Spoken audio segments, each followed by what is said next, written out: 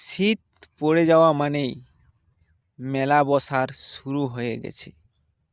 এই শীতে নানা জায়গায় নানা রকম মেলা বসে, আর আমাদের বাঁকুড়া জেলার সবচেয়ে বেশি শীতকালে যে মেলাটি হয় সেটি হলো মোরগ লড়াই, যেটিকে স্থানীয় ভাষায় বলা হয় নাগরদোলা। এই নাগরদোলার বিশেষত্ব হলো এই নাগরদোলাতে মোরগ লড়াই হবে।